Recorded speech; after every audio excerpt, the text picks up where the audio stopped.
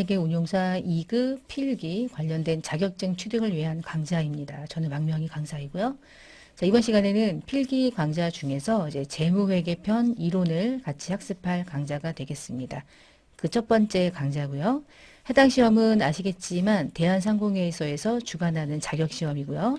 자, 이번 시간에 함께 살펴볼 내용들은 해당 자격증 시험에 대한 안내, 그리고 이제 CBT 시험에 대한 특징, 그리고 회계 기초 개념은 전산회계 운용사 3급을 공부했을 때 이 영상을 여러분이 학습하실 수가 있어요. 그러니까 3급과 2급은 내용이 많은 부분이 중첩이 되어 있는데 3급에서 학습해야 될 내용을 전산회계 2급은 포함을 하고 있어요. 그러니까 2급을 공부할 때 3급에서 공부했던 내용들을 다시 공부하면 강좌가 아마도 한 50강은 되지 않을까. 그래서 그렇게 강의를 진행하기는 어렵고요.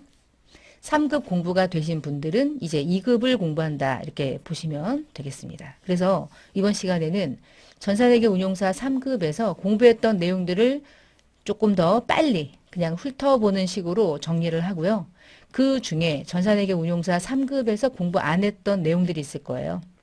그런 부분들을 좀 추가로 공부할 거고요. 회계 기초 개념 파트에서. 그리고 질적 특성은 운용사 3급에는 거의 출제가 거의 대부분 되지 않죠. 25문항이다.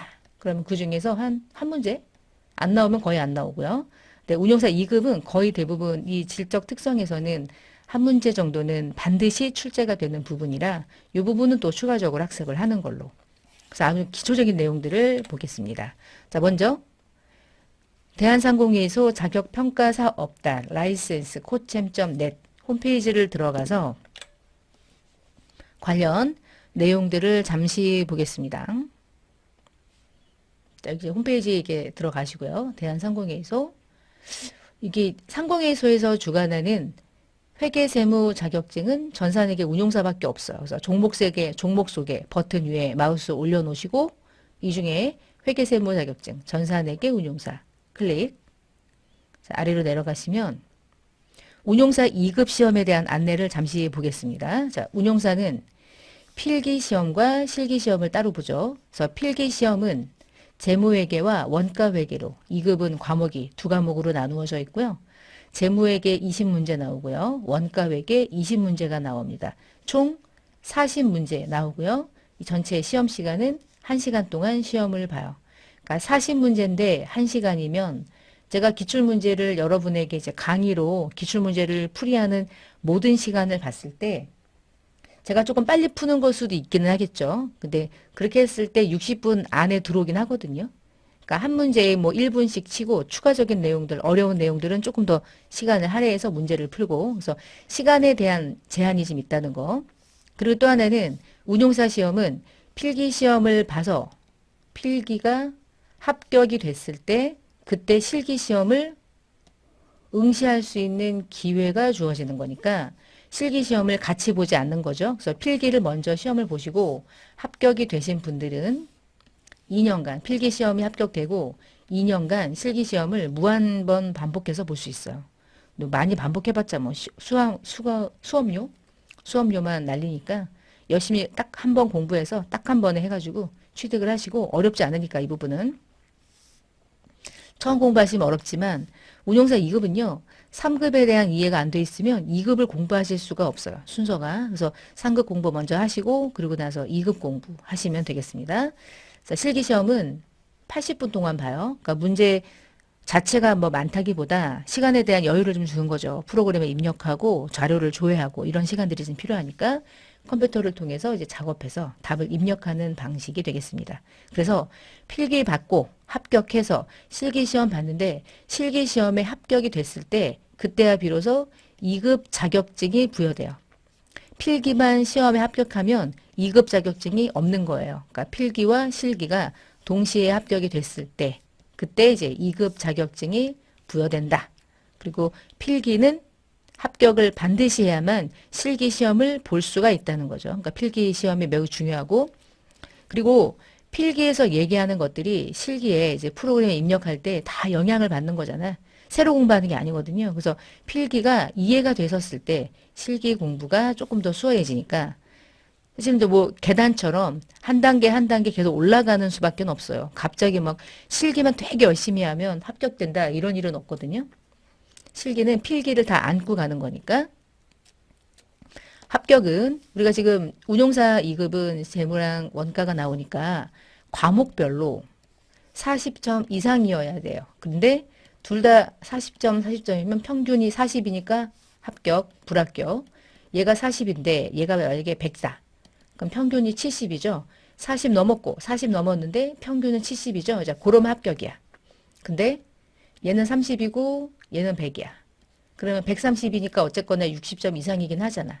그런데 한 과목이 40점 미달하면 불합격돼요. 평균을 먼저 하지 않고요. 과목당 과락 점수가 이상이어야만 그때 다음에 이제 평균치를 측정합니다. 그래서 두 과목 모두 평균치 점수는 맞춰줘야 된다는 거예요.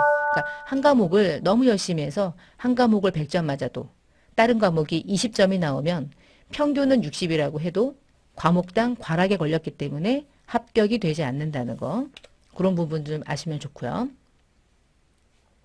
그 다음에 여기 시험 문제란에 가보시면 지금 이제 운용사 시험은 그 시험 문제를 외부에 공개하지 않아요. 그래서 문제은행식으로 운영되고 있기 때문에 관리 뭐 어려움이 있다는데 우리끼리 얘기하면 뭐가 어렵습니까? 문제를 새롭게 만들기가 싫은 거겠지. 그치? 기출문제가 외부에 공개되면 공개된 기출문제를 똑같이 시험에 출제할 수가 없잖아. 그러니까 어떻게 해야 돼? 새로 만들어야죠. 문제를 새로 만드는 게 어마무시한 이 노력이 들어가거든요. 힘들어요. 문제를 만든다는 게 힘들어. 문제를 푸는 것도 힘들지만 문제를 새로 만드는 게 힘들거든. 그러니까 그거 하기 싫으니까 공개 안 하고.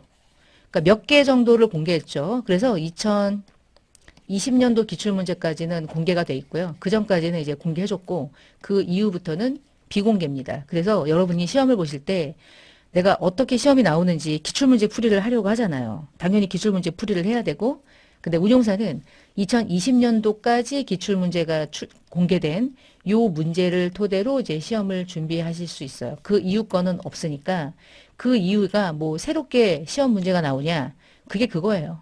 회계는 또 세무라면 모르지만 매년 내용이 동일하기 때문에 20년도 기출문제까지 푸시면 되고 여기 시험 문제 카테고리 들어오셨을 때 여기 공개되고 있는 것들은 다 실기 문제들이에요. 프로그램이 매년 버전이 달라지기 때문에 그 버전에 맞는 공개형 문제만 공개하고 있고요. 실기만.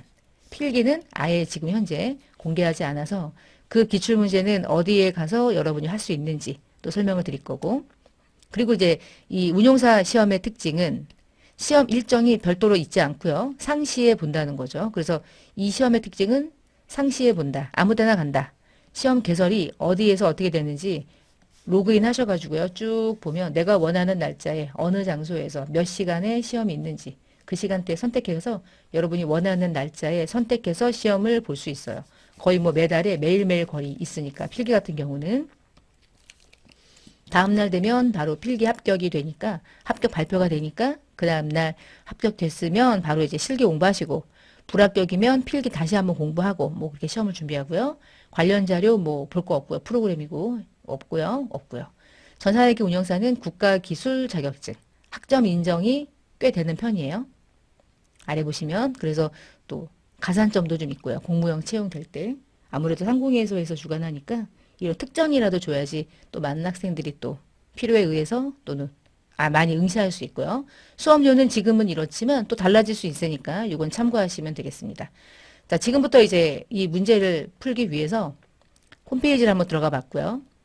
그 다음에 지금부터 여러분이 이제 학습할 이 운용사 2급 필기 강좌 이제 학습 방법 중에서 25년부터 27년까지 이 아래 나와 있는 개편된 내용들로 이제 시험이 출제가 돼요.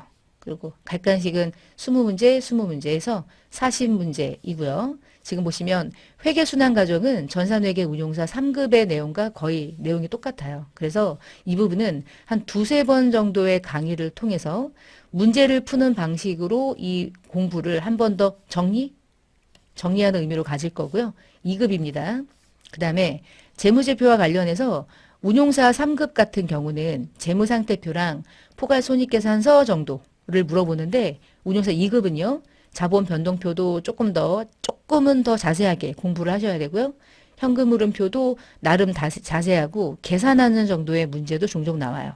그러니까 네 가지 재무제표가 모두 다 출제가 되고요. 재무제표 중에 한 개가 빠졌죠. 주석이 빠졌는데 주석은 양식이 아니라서 주석은 그냥 A4 용지에다가 쭉쭉 쓰는 거거든. 우리 회사는 언제 설립했습니다. 그때 설립했고요. 상장은 언제 했습니다. 우리는 어느 기준에 의해서 재무제표를 만들고 있습니다. 수십 장에 걸친 서술형, 설명서니까 여러분이 주석이라는 게 뭔지만 알면 되고요.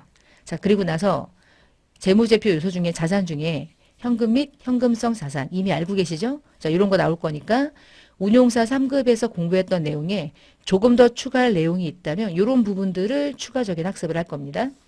금융자산은 여러분이 조금 추가적으로 공부를 한다기보다 새로 공부한다는 마음으로 공부하셔야 되고 왜냐면 금융자산의 난이도는 운용사 3급보다는 조금 더 난이도가 있는 상태로 나올 거예요. 특히나 이제 기타 포괄 손익과 관련된 부분들. 투자 부동산 새롭게 출제되는 파트고요.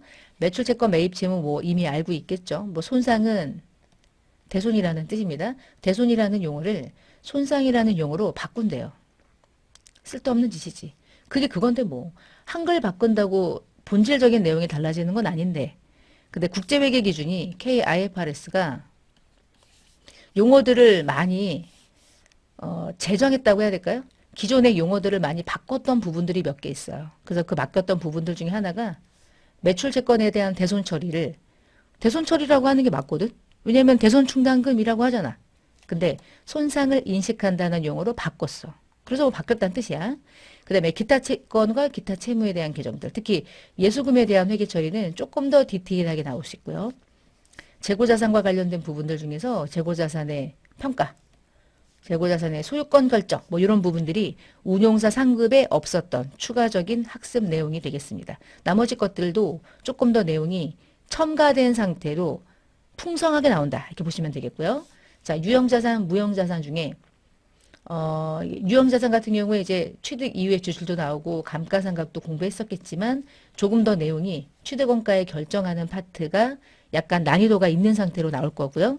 무형자산은 인식이나 분류까지만 공부했고 여러분이 아마 3급에서는 유형자산 그 이후의 것들은 공부하지 않았을 텐데 그 이후에 해당되는 내용들까지 2급에는 추가적인 학습이 필요해요. 비유동 부채가 아주 중요하게 많이 나옵니다. 금융부채는 이미 알고 있겠지만 그 부분을 조금 더 추가적으로 공부를 할 거고요. 사채와 관련된 부분과 충당부채에 대한 부분이 추가 학습 내용이에요. 공부하셔야 되고요. 그다음에 자본 내용이 좀 어려워질 거예요. 주당이익을 구하는 것도 나올 거고요. 그리고 수익과 비용, 뭐 기본적인 내용과 법인세 비용인데 뭐 그렇게 어렵진 않습니다. 그래서 KIFRS에 의한 회계 처리하는 시험이고 이 필기 과정에서 운용사 3급에서 얘기하는 것들은 간단한 정리와 그리고 운용사 2급에서 이 문제를 요 가장 기본적인 기초 문제를 어떤 식으로 시험에서 출제하고 있었는지 문제를 풀어보는 방식으로 해서 나름 정리하고요. 새로 공부해야 되는 2급 수준의 학습들은 또 2급 수준대로 여러분이 추가로 공부를 하면서 이제 2급 필기 과정을 진행할 예정이니까 그렇게 또 알고 계시면 되겠고요. 자, 그 다음에 아까 제가 이제 말씀드렸던 것 중에 이 시험은 시험장에 가면 상공회의소에서 이제 주관하니까 상공회의소에 가겠죠. 시험장에 가면 이제 자리에 앉아 있어요. 그럼 시험지 종이를 나눠주지 않아요.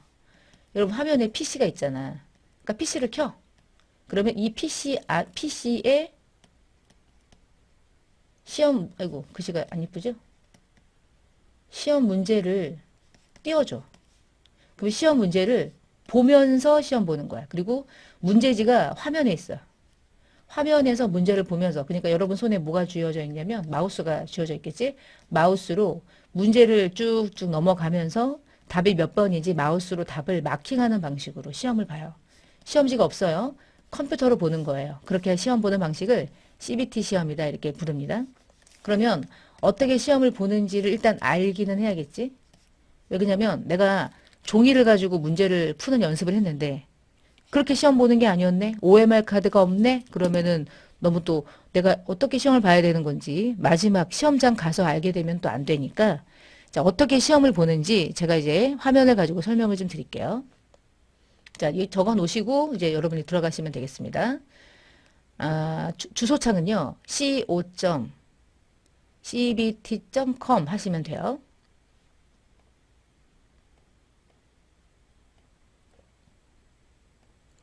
여기 들어오시면 co.cbt.com 하시고 들어가시면 이런 식의 이제 홈페이지가 뜹니다. 자, 여기 들어오셔서 자격증 필기 문제 여기 좀 올릴게요. 자격증 필기 기출 문제 들어가셔서 세무회계 여기 들어가시고 누르고 세무회계 안에 쭉 내려가면 전산회계 운용사 1, 2, 3급 있을 거예요. 전산회계 운용사 2급 들어가시면 돼요. 무료로 제공해주는 사이트입니다. 진짜 이거 너무 고맙죠. 그러니까 CBT, 전자로 시험을 보는 문제집을 여러분이 뭔가 이제 할 수 있도록, 연습할 수 있도록 올려주는 사이트예요. 여기 보시면 운용사 2급 필기에서 2020년도, 2019년도에서 2015년부터 2020년까지 기출문제를 이렇게 올려놨어요. 자, 이 중에서 맨 위에 거 한번 눌러볼게요. 2020년도 10월 달에 봤던 기출문제인데요. 자, 이 기출문제를 내가 들어가서 시험을 어떻게 보는지를 학습하고 싶다. 그럴 때 먼저 하실 일은 여기 무료 기출문제 학습 프로그램을 PC 버전으로 다운받으시고요. 이거 다운받으면 바탕화면에 하나 아이콘이 생길 거예요. 자, 이거 다운받으시고 모바일로 하시는 거면 모바일 버전 다운하시고요. 자, 그러면 이 중에 여러분 환경에 맞는 걸 다운하신 다음에 자, 위에 전자문제집 CBT 온라인 모의 테스트 클릭.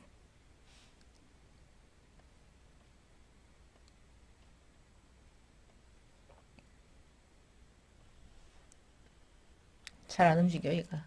얘가 뻐벅거리네. 자, 이거 닫으시고요. 한 문제씩 풀지 마시고요. 저기 OMR 방식 상설 검정 여기로 들어가시면 돼요. OMR 상설 검정. 여기서 문제 풀기 눌러보시고 과목을 선택합니다. 세무회계로. 그리고 선택. 그리고 급 과목을 또 다른 과목 전산회계 운용사 2급 하고 선택. 자, 시험장 가면 여러분이 시험을 보실 때 뭔가 이렇게 화면이 이런 게 뜰 거야. 비스무리한 게. 그러면 이 중에 나는 연도를 지정합니다. 문제 풀고자 하는 연도. 이 중에서 아까 봤던 거 15년부터 2020년까지 이 화면을 통해서 시험을 볼 수 있도록 여러분이 시뮬레이션을 할 수 있어요. 자, 맨 위에 연도 그냥 선택하시고 아래 옆에 문제 풀기 버튼을 누르시면 자, 이제 문제가 열리면서 오른쪽에 이제 시간이 가죠. 이게 60분 동안 여기에 있는 문제를 푸는 거예요. 여기 보시면 위에요.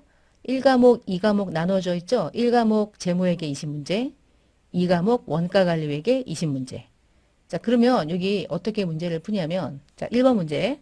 개인기업에 어쩌고 저쩌고 해가지고 막 자료가 있어. 이게 시험이야. 컴퓨터 화면을 보고 문제를 푸는 거예요.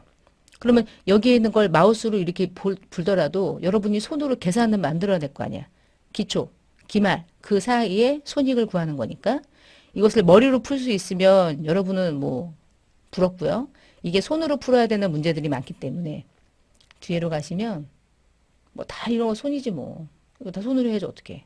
아, 손이 아니고 머리를 할 수 있어? 그러면 부럽네. 자, 원가 같은 경우도 직접 여러분이 문제를 또 풀어야 되는 게 많잖아. 자, 그러면 이거 어떻게 하냐면 시험지 이제 시험 보러 가시면 감독관이 똑같이 여러분이 들고 있는 게 아무것도 없는 상태에서 문제를 풀진 않고요.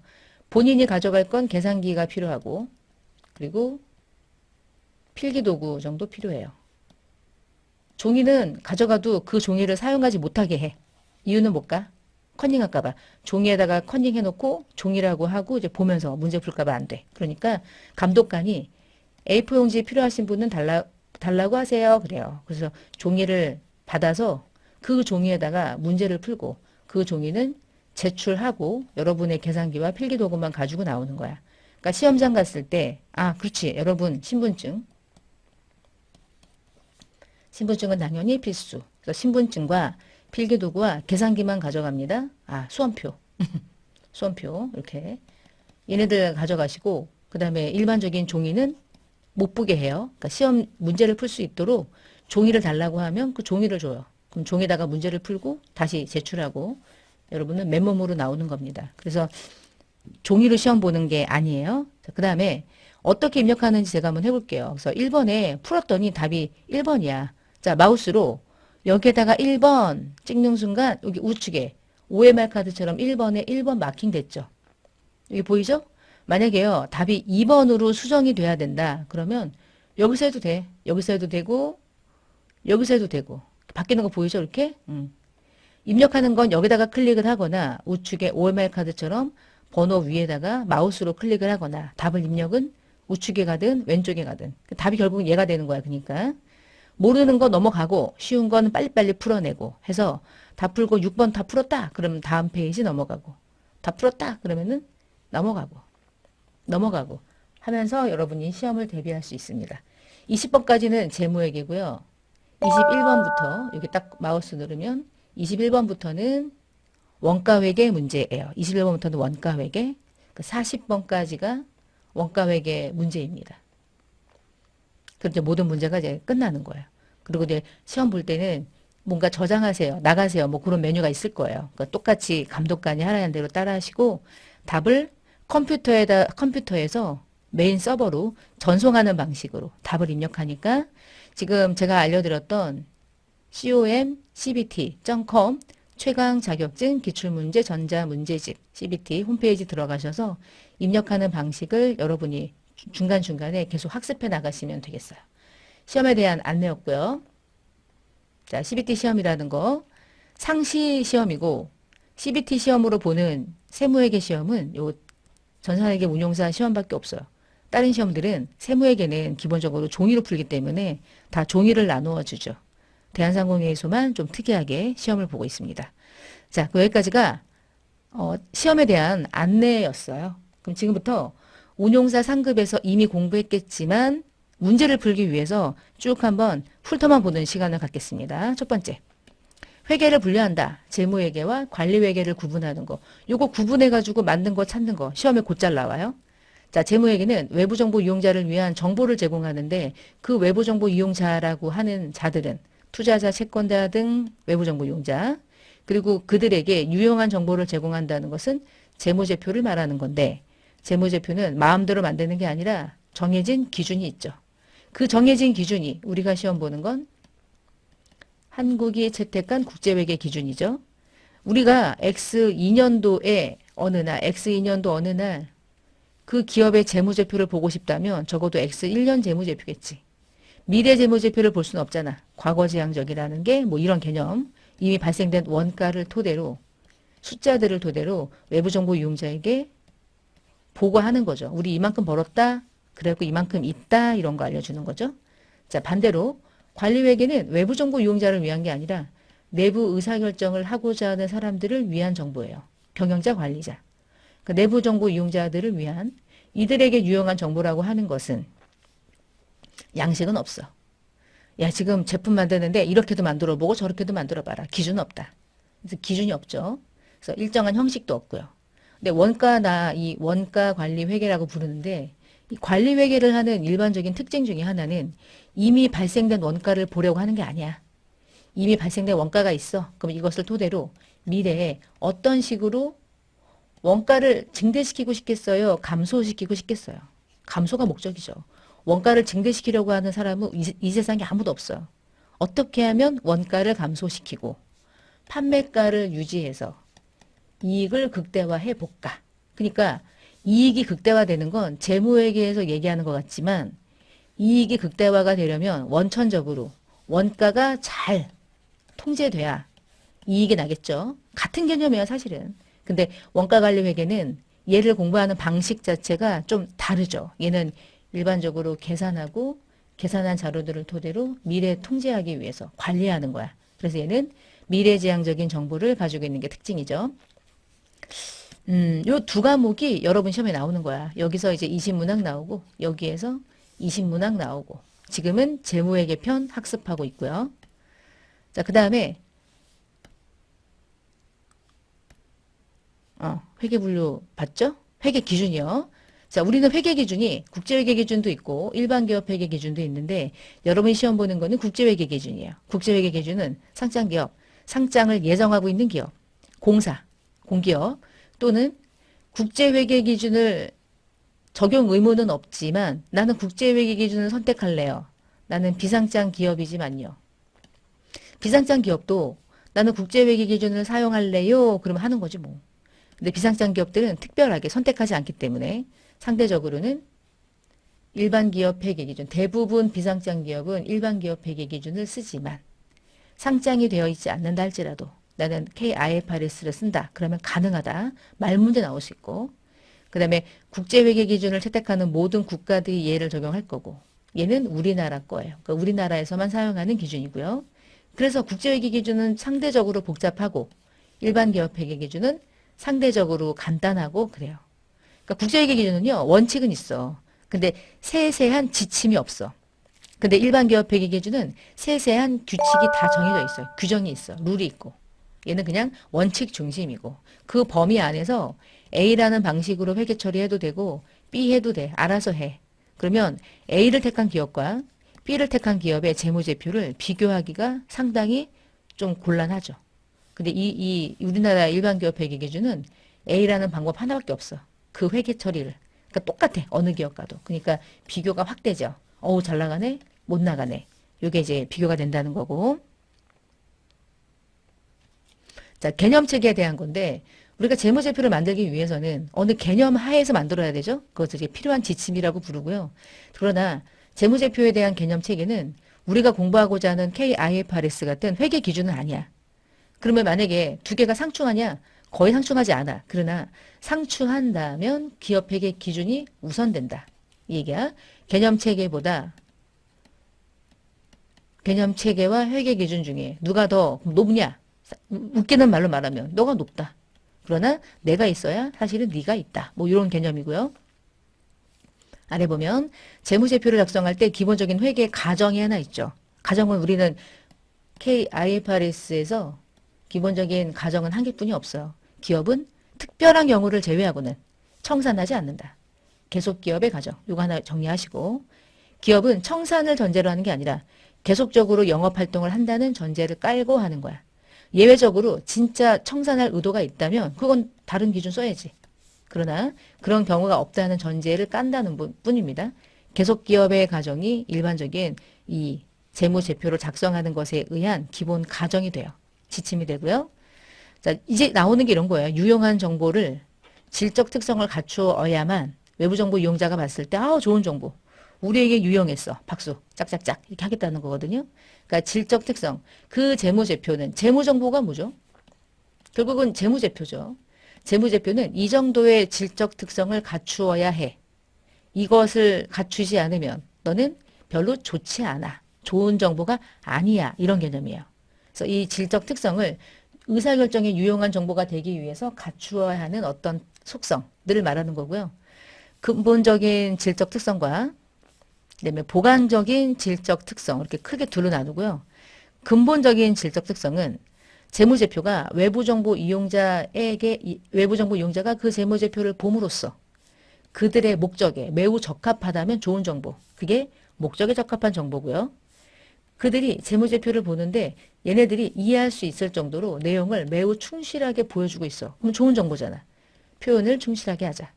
이 두 개가 근본적인 질적 특성, 다시 말하면 꼭 있어야 되는 거.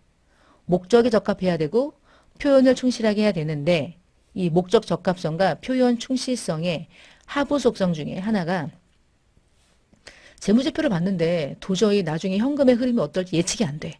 그러면 좋은 정보가 아니겠죠. 예측할 수 있는 정보가 그 정보 안에 가치가 있어야겠지. 예측 가치가 있어야 돼.